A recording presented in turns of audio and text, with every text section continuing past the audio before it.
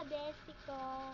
So for today's video guys, ay magpapakulit tayo sa pulutan, sa kulot shop ko.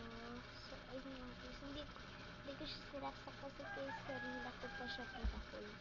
Ito yung itsura nun kanina. Ayan, sabihin ko kaya lumabas yung ko ganyan. Ayan, tapos yung kulot ko. Ganyan lang atake ko. Gusto ko yung ganyang atake lang.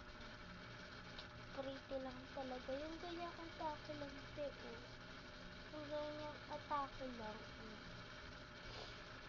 Tingnan yun naman kakulutan yan. Atak. Guys, ganyan lang gusto kong kulot sana. Ayan lang. Yung ganyang kulot lang sana. Kaso mali yung binigay ng kulot. Pang kulot ko. So, mainit-init pa siya guys. Guys, magdandahan kayo dito. Kasi, baka papasok din kayo dito. Alam niyo yun, te. So, bawal po to sa mga bata.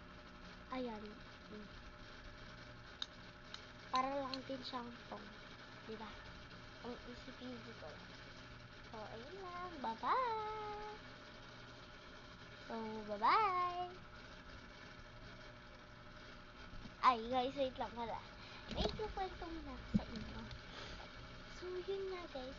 Alam niyo ba kung kilala niyo si Dola, guys? Si Dola.